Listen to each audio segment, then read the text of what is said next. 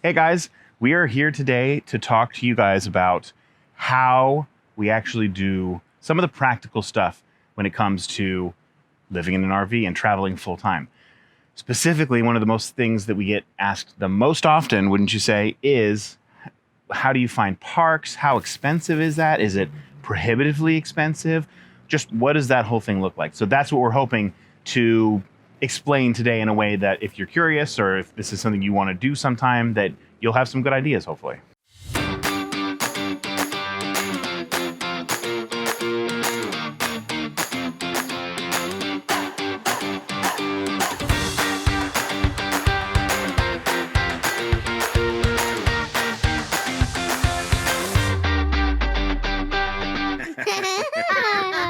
That's awesome. Yeah, so the first thing we're going to really talk about in today's video is 1,000 trails. So one of our big goals, if you watched our earlier video about our goals for this whole traveling full time. Yep. One of our big goals is saving money. And a lot of people ask, how do you save money? Because if you look at, for example, the campground we're in right now, I think is $60 or $70 a night. I actually meant to look it up. We didn't check this one, but they're all like at least that expensive. Or maybe you can find them for $30 or $40 a night, maybe. But that really adds up over a month. And some of them, depending on where you go in Florida, they can be $1,200 for the month. And so the pricing can get crazy. And so it's like, well, how do you save money? So for us, one of our big things is we are utilizing the 1,000 Trails system as much as possible. Yes. And in fact, since we are recording this on September 1st, yep. Since June 2nd, we have 100% stayed within the 1,000 Trails system. Okay, so for 3 full months, we have been in the system. And what do you think? So it has saved us a ton of money. So first thing I want to cover is what is 1,000 Trails? That's the biggest question. It is the RV park membership thing that we have. Yeah. Is that a really good, succinct explanation? We talk good. The thing that's unique about this is once you have a membership, depending on your membership level, which we're going to talk a little bit about, you stay for free. Basically, you don't pay anything above and beyond your membership for the entire year. Correct. So this is very different than Passport America, Coast to Coast, some of these other ones where you pay a very small, usually $100 to $200 yearly fee, and then you get discounts on parks, which can be helpful. But 1,000 Trails is different in that once you have your membership, you stay for free. You don't pay anything above your membership. Exactly. If that makes sense. Exactly. Now, I think I'm stumbling a little bit because 1,000 Trails is very difficult to explain because it can be so complicated. So you're probably watching this video because you're trying to watch other videos and figure out what the heck this whole thing is.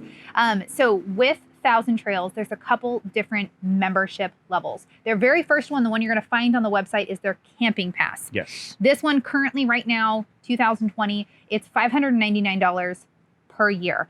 If you can make it work if you're full-time traveling with that camping pass, but it's particularly good for people who are just camping a couple times throughout the year, a couple months out of the year. It can be amazing. Enough times that $599 would be then worth it for however many nights you end up spending over the course of a year in one of the campsites. Which, if you're going to camp for 2 or 3 weeks out of a year, it's completely worth it. That would pay for itself. Yeah.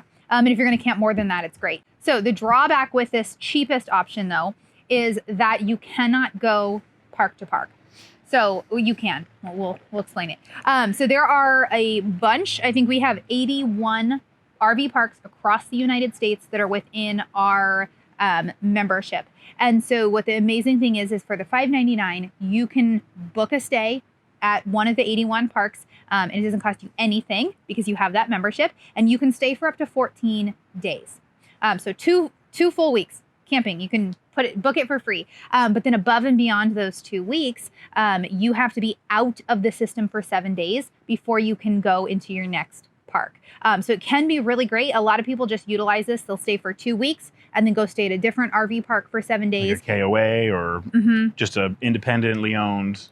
And then they'll stay back in the park for 2 weeks on and off like that. You can go park to park if you're going to do every 4 days. So if you stay 4 nights or less, you can go park to park. So if you're traveling very quickly, if you don't mind that, that's way too fast for us. We usually stay in the same place for 2 to 3 weeks at a time. But if you don't mind going 4 nights, 4 nights, 4 nights, you could literally stay 365 days a year for $5.99 Yep. for the entire year. But it is a lot of work, but it's totally doable. Yeah. We at one point had talked about doing that as an extreme cost savings option. Right. And we decided it was too much. Yeah. Which now that we've actually been doing it for 3 months and have moved that quickly before, yeah, no. For us, staying for at least 2 weeks up to 3 weeks is way better for our just home routines as well as our work routines and being able to actually settle into a place. So that wouldn't work for us, but we've been very happy with the option that we chose, which is, I think, what we're going to talk about next. Yeah. And one more thing with the camping pass, you can book 60 days in advance, Yes. which is normally okay. However, 2020 is turning out to be the year of camping. Yes. Everybody's camping this year. Reservations are getting a lot harder. We're looking at booking Florida for the winter right now. And I think booking just 60 days out right now would probably be impossible. Oh, yeah. As we're trying to book. We also, we just spent the entire summer in the PNW, Oregon and Washington. Yep. And I think that would have been very difficult as well to book 60 days out for what we wanted to do. Correct. But it is doable. You can still find places 60 days out, but it's a very popular camping year. So we'll see. Things are just getting more and more how it full. progresses into the second half. Yeah. Yeah. Okay, so the next thing we're going to talk about is the next levels up for Thousand Trails. You can't find these on the website as much, but if you work with a specialist for Thousand Trails, they'll be able to tell you all of the current pricings and how all of the advanced memberships work. So then beyond the basic passes that are the $5.99, there are these elite packages, which are more like a lifetime membership. You're actually paying, you have a lifetime membership, and they give you even more options, better booking windows, more days in the park you can stay, all that sort of thing. So that's what we're going to talk about next. Yeah. And so Elite and Beyond can get very expensive. However, if you utilize them the way that we're utilizing them, it makes your camping a lot cheaper. Yes. So we're staying in an RV park right now, this beautiful RV park here Yeah. in the Oregon coast for 2 weeks completely free. We have the next 8 weeks booked out so far that we are just staying completely free. So if you're really utilizing, like we exclusively stay in Thousand Trails system. Okay, so the advantage of the Elite and Beyond is that you don't have to spend any time out of the park Right. system. That's one of the big advantages. So for our particular, we have the Elite Basic. So for our particular package that we have, we can stay up to 21 days in the park and we can go park to park. Yep. So we could stay 2 to 3 weeks, head straight into the next park. We check out this one day, check in that same day to the next park. 21 days, we could just go park to park, which is amazing. We have no time out of the system Exactly. at all, which makes it amazing. It makes it a lot simpler too, because we're removing restrictions on ourselves, and we already have enough restrictions that are sort of self-inflicted depending on where we're trying to travel, what we're trying to accomplish. And so by just removing some of those other barriers to like, oh, we can only stay that long, then we have to find one that's out of the system, and is it going to be expensive? It's just made it a lot simpler. And the way we're doing it, which is I think what we're going to say next, is still very cost effective. And then the other thing with this is that we can book 120 days out. So that has made a really big difference. We book 4 months out, which is what we Exactly. are hoping to be able to book in winter for Florida. We were able to book the PNW and we've had absolutely no problems booking. I did, however, we're trying to change something up because California has been on fire. We were going to go into California next and there's a lot of smoke. So we tried to change things up with only about a 2-week notice and I had a really hard time getting things booked, but Yeah. I did find bookings at that point. So there is flexibility in there, but especially if you're able to book out. If you're someone who wants to book 4 days in advance everywhere, Thousand Trails might not be the best system for you because things fill up so much with Thousand Trails. We don't mind knowing where we're going to be in 3 to 4 months. Yeah, which, for an example, good. it's September 1st, and we're booked out through December 31st right now. We have the rest of the year planned, and that feels pretty good. Yeah, and in like 5 days, I can start booking in January. Yeah. So I'm always like, especially because we're trying to get Florida, I will be on that morning booking because Florida is probably the hardest, most popular thing for anybody, whether you're using Thousand Trails or not, to get for the winter. Yeah. So that is what, there's a lot of different options and plans. There's more expensive plans. There's a lot with Thousand Trails. So working with a specialist who knows the plans, who can walk you through it all, I mean, that's really the best way to go. With the elite packages, the memberships, there are 2 options pretty much for buying one. One would be buying a new one, which is what we did, or there's actually a whole second-party system where they're actually sold used, and that is a good option too, especially if you're trying to save some money. Buying a used one can be what you need. Yeah. So we actually originally had planned on buying used. So you can buy a used membership and save a boatload of money. You can save so much on them that it's like, why wouldn't you buy used? But we're going to talk about some reasons why. And part of why we bought new is because it's 2020, which we'll talk about.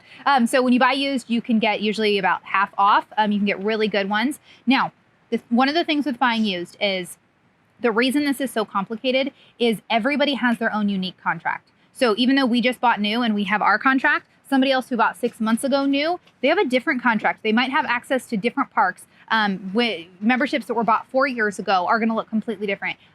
Thousand Trails is 50 years old. So there's memberships dating back to the 70s and the 80s. Those are a whole different, they have different names.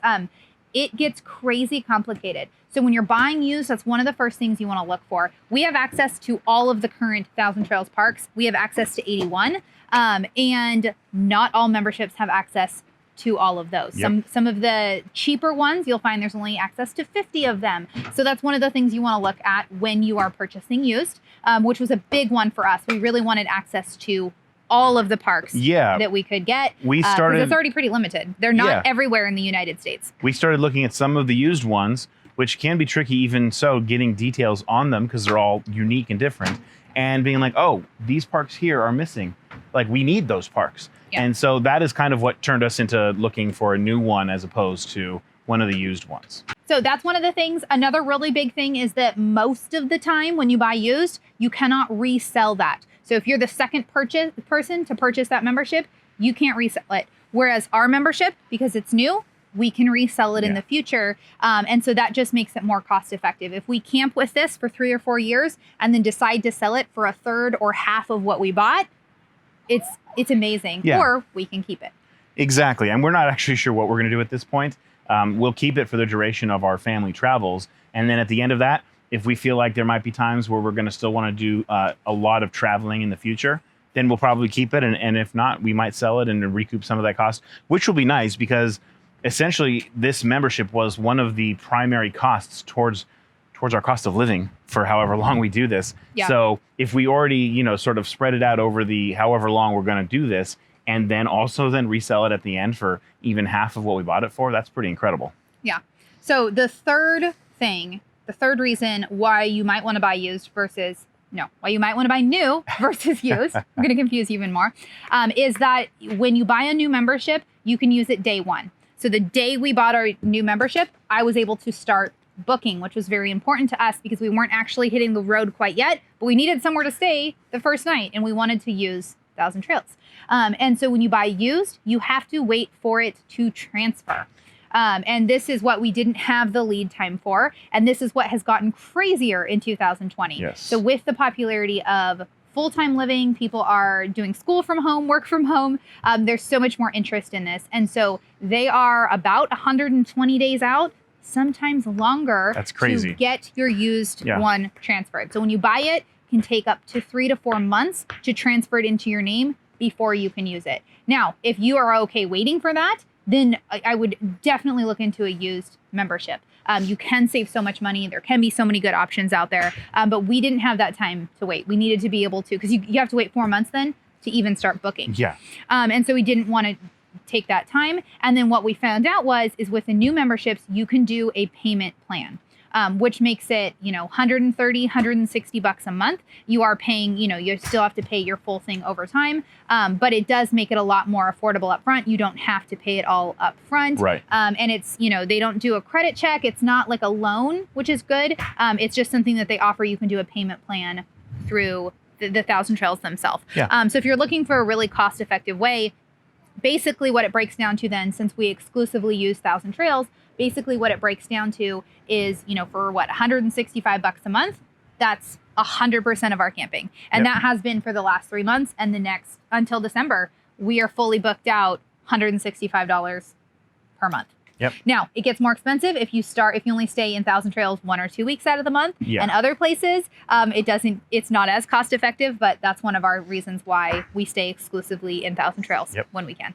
All right, so I'm sure like a lot of you looking into Thousand Trails, you come across a lot of negative reviews. I wouldn't say a lot. I think overall people like it more than they dislike it. Yeah. But there are negative reviews that they're not the best campgrounds, or I don't know, people just complaining about things.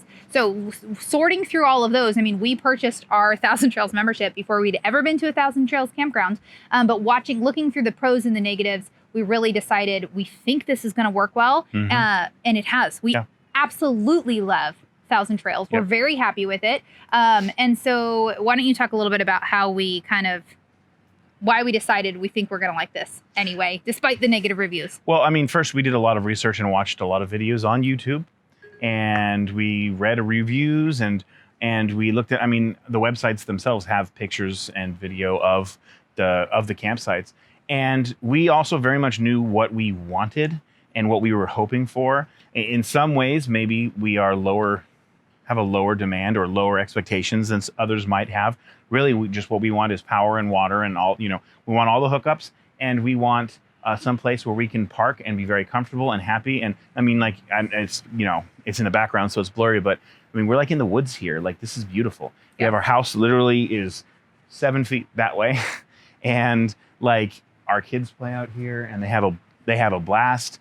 And we can do work and we can do school here, and then we're traveling and doing our our exploration and stuff. That's really all we wanted, was a place to be parked where we could be comfortable. And then beyond that, that's really all we wanted. And I think some people who may be leaving some of the negative reviews just have different expectations. Maybe you want a lot of programming and events at the parks you're going to be staying at. We don't really care about that, and so that's just not a priority for us. Well, it's a little bit different too. We literally launched in June 2020. Yeah. Everything's closed. Yeah. There's no, pools haven't been open. Like, at any campground you go to, everything is closed. So I think we're actually going to be excited once things here and there open up. We're going to be like, yay! Like, you can't even use the mini golf at places and stuff like that. Yeah. So we'll be excited when things open up more as well. But yeah, that's kind of our biggest thing, is my number one requirement when I'm looking at booking out any RV parks is we are a little bit different because we have 6 kids. I want a spot like this. I want a spot in the woods where our kids can come out and play. I don't want one of those RV parks that's just like an open lot that you're 3 feet from other people. And so far, at least in the PNW, this has been our experience. Now, I am very picky. There are 1,000 Trails that I purposely did not book because there were more like that. Yeah, because there do exist ones that are like that in the system. So the thing though is like the spot we're in now, it does not have sewer hookups. And so that is something that we weren't fully expecting. We kind of were expecting with the RV parks, we would have sewer hookups at pretty every much single park. Everywhere. And we haven't, but that is also because like there are certain parks that will have, 20% sewer hookup spots, but they are usually right next to each other. Whereas the spots like this often don't have the sewer hookups. And so we have a honey wagon that we hook up. Jason has to take it out twice a week, or even once a week. And so it's not bad. It makes it, very doable, but we get spots like this. Yep. And so we have water, we have electricity. He can take the honey wagon out. We don't have to move our whole rig. And so that is one thing, is we don't always have sewer hookups, but for being able to have this, it is definitely worth it. Yeah. The kids can play out here. We do homeschool. We can't even see anybody from where we're at right here. We'll have to take a video of this spot and you could put it in here.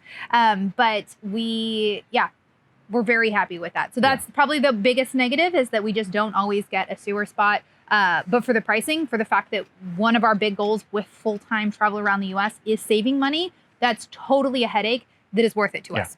And so if that's not worth it, I know some people are retired when they're traveling. They just don't want to mess with that. They're okay spending more, and that's okay. So I think it just depends on what you're looking for. For the fact that this is so cheap for us, we're totally happy with it. And in fact, we actually like the 1,000 Trails parks a lot more than we thought we were going to. Yeah. And so a couple of our next videos is we're going to start reviewing some of the 1,000 Trails we've been in. So we've been in 4 in Washington. So we're going to share those 4 in a video. We've been in 3 here in Oregon. So we're going to share those 3. And then we're just going to kind of, as we go, we'll share kind of our reviews and experience. We've liked some more than others. But all of them have been good experiences. Yeah. And so, so if you are like us, you're looking for that cheap, you're looking for family friendly, then we think 1,000 Trails can be awesome. Look at a map though. If you're somewhere like Colorado and you're wanting to travel around that way, there are no 1,000 Trails there. So it definitely is. It's coastal. So basically starting in Washington, wrapping around the coast up to New England, all in, It's just a big U. Yes. Avoiding the middle. The very middle, there are no 1,000 trails. We are going to do those eventually. And so in those states, we're going to be utilizing RPI, Resort Parks International, and looking into a few other ways to try to keep those costs down as much as possible, because there's not 1,000 trails there. So whenever we're in areas with 1,000 trails, we exclusively 100% stay in 1,000 trails. Yep. So for example, I just booked us in Arizona. There is 1,000 trails in Arizona that we can go to, and we're just there for 2 weeks. And so wherever we go visit within Arizona, we're going to travel from there. I did book us 2 nights in the KOA right at the Grand Canyon because we just really wanted to be able to explore there. Yeah. But I mean, that's a pretty big expense, based on what we're paying per month to stay in 1,000 trails. And then we're just going to, from the 1,000 trails in Arizona, we'll go visit the things that we want. And for us, we might have to do a 2-hour drive to get to one of the national parks we want to go to. But for the amount of money that we're able to save, it's totally worth it. Yeah, absolutely. So we are one of those that has actually been very happy. 3 months in now, we're very happy. The thing is, there's even this park that we're at, there's a couple sites that were really good looking and they were closed off because the electricity wasn't working on them. There's definitely some maintenance that needs to happen. But overall, I mean, we still ended up with an absolutely amazing spot. Yeah. And so, you got to take the good with the bad. And overall, we've been really happy. Yep, I totally agree. Anything to add? I wasn't too worried about it when we decided to go with it, even though we hadn't experienced it yet. But I did know, are we going to like this? Are we going to regret it? And 3 months in at least, and I don't know, almost 10 parks maybe we've been in total, almost 10. And so far, at least, I'm very happy. Yeah.